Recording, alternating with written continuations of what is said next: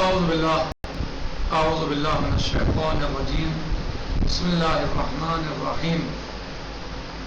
الحمد لله رب العالمين باعث الأنبياء والمرسلين بارئ الخلائق أجمعين ثم الصلاة والسلام على سيد الأنام محمد وآلہ البررة الكرام وعجل فرجهم.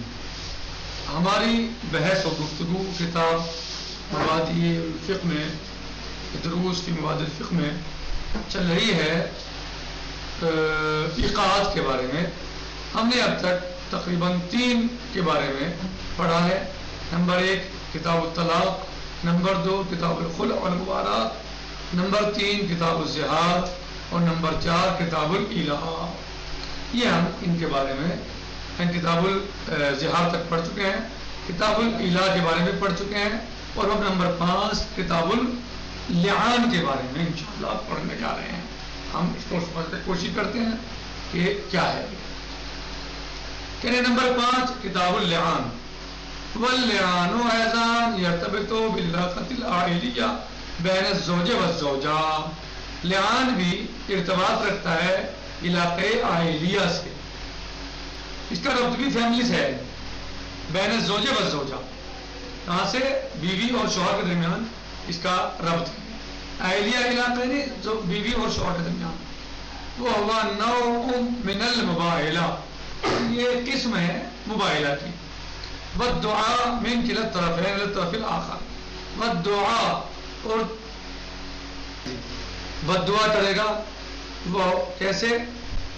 والدعاء من کلا الطرفین، اور بددعا کرے گا ایک دوسرے پر علی الطرف الآخر، ایک دوسرے پر کیا کریں گے؟ اللہ کی وجہ سے. سمجھ میں آ رہا ہے؟ اللہ لت ہوتا تو دعا ہوتا، اللہ نہیں بددعا. بددعا کریں گے ایک دوسرے پر. سمجھ رہے ہو؟ وذالک فیما اذا اتهم الرجل زوجته بالفحشاء. وہ کیسے مثلا کیا ہوتا ہے کہ مثلا مرد جو ہے اپنی بیوی کو اتہام لگائے کہے کا فحشاء کا کہ اس کے اعمال اچھے نہیں ہیں، اس کے اعمال فحش ہیں. او نفع عن نفسه، یا وہ اپنے نفس سے منع کرے. ولدته زوجته، مثلا یہ کہے مثلا اجل اللہ جمیعا، مثلا کہے کہ یہ بچہ مثلا یہ میرا نہیں ہے. بیٹا پیدا ہوا ہے، بیٹی پیدا ہوئی، کیا کہے وہ؟ یہ میرا نہیں ہے. ٹھیک کیا ہے؟ صحیح. وَإِنَّ نَفْيَ الْوَلَدِ لَا يَلْزَمُ مِنْهُ اتهام الزوجہ بالفحشاء. تو اگر وہ کہہ رہے ہیں کہ اگر وَإِنَّ نَفْيَ الْوَلَدِ لَا يَلْزَمُ مِنْهُ اتهام، اگر وہ بچے کا منع کرے کہ میرا نہیں ہے مثلا، تو اس سے اتہام جو ہے وہ لازم نہیں آتا. کیوں؟ اتہام کون سا؟ بالفحشاء. پہلے اتہام لازم نہیں آتا. لِإِمْكَانِ حَمْلِهَا بِهِ، اس لیے کہ حمل کیا جا سکتا ہے بچے کو ان طریق شبہ، تو جو طریقے شبہ میں علیہ السلام جو ہے. فلو رما شخص امراۃ بالفحشاء ولم یاتی باربعۃ شہداء، اگر کوئی انسان اپنی بیوی کے بارے میں اتہام لگائے فحشاء کا لیکن وہ 4 گواہ نہ لائے، اقیم علیہ حد القذف، تو اس شخص پر خود حد قذف جاری ہوگی. بھلے لیکن 4 گواہ اگر وہ پیش نہ کر پائے تو اس پر حد قذف جاری ہوگی. وَكَذَلِكَ إِذَا اتَّهَمَ الرَّجُلُ زَوْجَتَهُ، اسی طریقے سے اگر کوئی مرد اپنی زوجہ پر اتہام لگائے إِلَّا أَنَّ لَهُ طَرِيقًا آخر، مگر یہ کہ اس کا کوئی اور طریقہ ہو، وہ اللجوء إلى اللعان، مثلا وہ لجوء کرے لعان کی طرف مثلا. وَذَلِكَ تو فَيَسْقُطُ حَدُّ الْقَذْفِ، تو پھر اس سے جو ہے وہ کیا حد قذف ساقط ہو جائے گی. وَلَكِنْ سَتُحْرَمُ عَلَيْهِ زَوْجَتُهُ مُؤَبَّدًا، لیکن پھر اس کی بیوی اس پر ہمیشہ کے لیے حرام ہو جائے گی.